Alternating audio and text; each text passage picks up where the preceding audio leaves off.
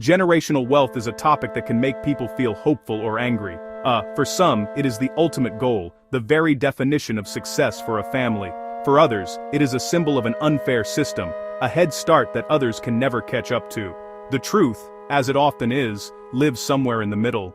This essay will explore that middle ground. We will look at the facts. We will count down 5 common myths about passing wealth from one generation to the next. We will use simple words and short sentences. The goal is to make this complex topic easy to understand for everyone. Money changes lives in profound ways. Having a financial cushion allows people to afford better education, secure housing, access quality healthcare when they need it. More than that, money can buy time and options. Families with stable finances built over many years have a unique kind of power. They can think about the long term without worrying about the short term. They can take calculated risks, like starting a business, that others cannot afford to. We will also break down how compound interest works in a way that anyone can grasp. The aim is not to tell you that building generational wealth is easy, nor is it to say it is impossible. The aim is to give you a clear, honest look at what it really is and what it takes. The conversation about money that spans generations is more than just numbers on a spreadsheet. It is deeply connected to our feelings about fairness, opportunity, and what we owe our children. It touches on feelings of guilt for some, and entitlement for others. By breaking down the myths and looking at the practical steps anyone can take, we can have a more productive and less emotional discussion. The goal is to move from debating the topic to understanding it. From there, anyone can decide what actions make sense for their own life and their own family's future. Many people believe that generational wealth is a simple concept. They picture a large pile of cash, a trust fund, a massive bank account passed from a parent to a child, like passing a baton in a relay race. This idea is a common myth because it is incomplete. It focuses on just one part of the picture while ignoring other, often more important components. Wealth is much more than just the money in a bank account. It is a collection of assets, tangible and intangible. True generational wealth is a diverse portfolio of resources, education, valuable skills, a network of contacts, a strong set of family values around money and work. It means knowing how to save, knowing how to invest, knowing how to avoid debt, access to better schools. Better schools open doors to better careers, a family home that appreciates over decades, a small family business that provides employment and income. These non-cash assets are often worth more than cash in the long run, because they empower the next generation to create their own success. Consider a simple example. A family passes down a fully paid-off home to their child. First, a stable place to live. No rent or mortgage payments. That frees up monthly income. That freed up money can be used to save, or to invest, or to start a business. The home also appreciates in value over time, building wealth passively. This beats a one-time cash gift that can be spent and depleted quickly. There is a popular story that generational wealth is a game played only by the ultra-wealthy. We see headlines about billionaires and their dynastic families, and we assume building wealth across generations requires a fortune to begin with. People think you have to be in the top 1% or even the top 0.1% to have any meaningful impact on your family's future financial health. This belief can be discouraging. It makes regular people feel like the goal is so far out of reach that it is not even worth trying. This is a myth that stops many from taking the first small steps. In reality, small, consistent actions can have a massive impact over a long period. Generational wealth is not an exclusive club for billionaires. It is a process available to anyone with discipline and time. A family that prioritizes saving a small amount, diligently pays off debt, and instills strong financial habits in their children is actively building a form of generational wealth. The key is not the size of the initial amount, but the consistency of the habit. A small stream of savings, flowing steadily over decades, can carve a deep canyon of wealth for the next generation to benefit from. Let's look at a practical example. Imagine a parent opens a simple, low-cost investment account for their child when they are born. They decide to contribute just $50 every month. It does not sound like much, but if that money earns an average return over 20 or 30 years, it can grow into a substantial sum. That sum could be enough to help with a down payment on a house, pay for college without loans, or provide the seed money for a new business. The initial action was small, but the long-term result is significant. It is a direct transfer of opportunity from one generation to the next. the most important takeaway is that the journey of 1,000 miles begins with a single step. Building a financial legacy is no different. You do not need a massive inheritance or a winning lottery ticket to start. You need a plan, a budget, and the patience to let time do its work. A common dream is that a large inheritance will act like a magic wand. People imagine a sudden windfall will erase financial worries, set them up for a life of ease. They see it as a one-time gift, a permanent solution to life's struggles. This belief is fueled by stories of lottery winners, lucky heirs, but this fairy tale view is a dangerous myth. It overlooks real challenges, responsibilities, and it ignores the human behaviors that can quickly undermine wealth. An inheritance can be a burden as much as a blessing. Money can help pay for major expenses like education, a home, but it can also create new problems. Without financial literacy, inherited money can be squandered quickly. It can trigger destructive family conflicts. Hidden costs, taxes, legal fees, administrative costs, can shrink the payout. An inheritance isn't a finish line, it's a new starting line. Imagine someone inherits several $100,000. With no experience managing it, they might make drastic changes. They buy a luxury car, take expensive vacations, lend money to friends. They feel rich and spend accordingly. A few years later, the money is gone. They're back where they started, or worse, with new expensive habits and broken relationships. Money didn't fix their problems, it magnified bad habits. Money without knowledge is temporary. Wealth transfers succeed when wisdom transfers, too. Families preserve wealth by teaching budgeting, investing, the purpose of money early. They treat wealth as a tool that requires skill.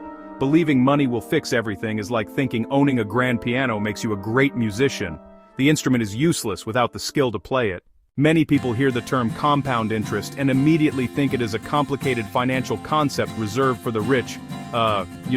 They imagine it as a tool that only works if you are already starting with a large sum of money. To them, it is a secret of the wealthy. A way for rich people to get richer while everyone else is left behind. This myth is damaging because it discourages ordinary people from using one of the most powerful and accessible wealth-building tools available.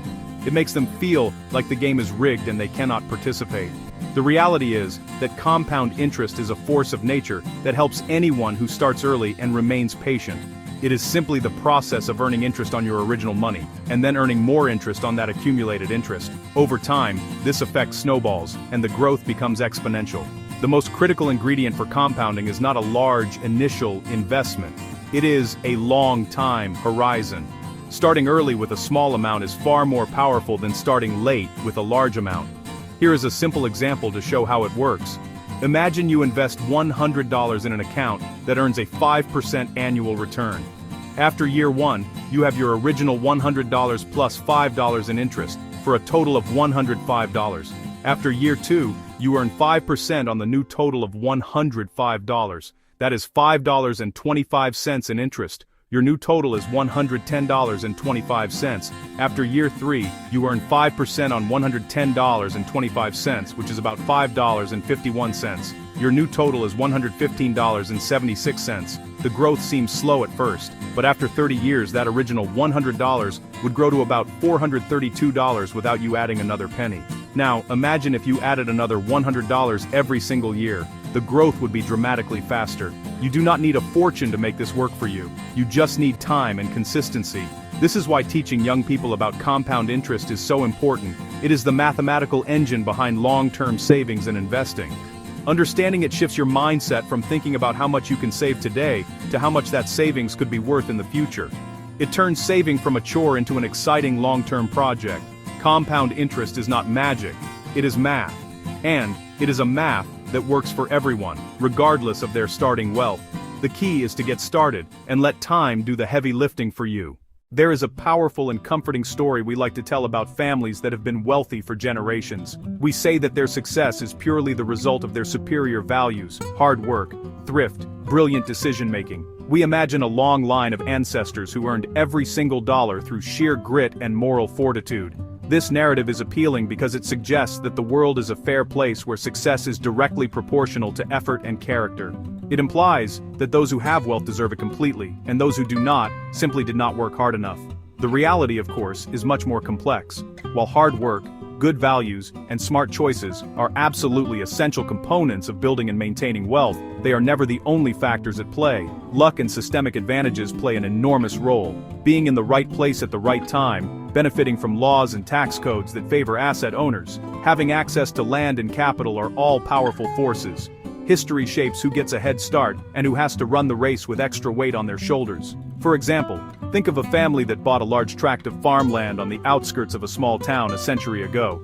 They worked hard to farm the land and were responsible with their money. Over the decades, that small town grew into a bustling city. The land they bought for a pittance is now prime real estate worth millions of dollars. Did the family make a good choice? Yes. Did they work hard? Absolutely. But they also benefited from the immense luck of being in the path of progress. Their wealth is a product of both their actions and external forces they did not control. Money is never just about money. It is tangled up with our deepest emotions. It is tangled up with our relationships. It is tangled up with our sense of self-worth. When wealth is passed from one generation to the next, it carries a heavy emotional weight. For those who inherit, there can be a surprising sense of gratitude and a surprising sense of guilt. They may feel guilty for receiving a head start others do not have. They may feel pressure to live up to the previous generation's success. On the other hand, some may feel a sense of entitlement. These feelings can strain family bonds. Inheritance can become a battleground for old rivalries and resentments. Siblings may argue over who is more deserving, or who cared for parents better. Money becomes a way of keeping score, a symbol of love and approval. This is why clear communication is vital. Families that navigate this talk openly about money long before anyone passes. They create clear estate plans. They make wills. They set up trusts. Rules and transparency reduce space for conflict. Teaching children about money from a young age prepares them for emotional responsibility. Kids learning the effort it takes to earn money. Kids learning the importance of saving. Kids learning the joy of giving. They learn money is not a solution to all problems or a measure of worth. They learn money is a tool to build a good life and help others. Education in values is as important as education in finance. It prepares them to handle wealth with wisdom and grace. Building wealth is one challenge, keeping it is another. A significant amount of generational wealth is lost not to bad spending habits, but to a series of real-world traps that many people are unaware of. The most prominent of these are taxes and legal complexities. Many countries have estate taxes, or inheritance taxes, which can take a substantial percentage of a large estate. If a family has not planned for these taxes, they may be forced to sell assets like a family business or a home just to pay the tax bill.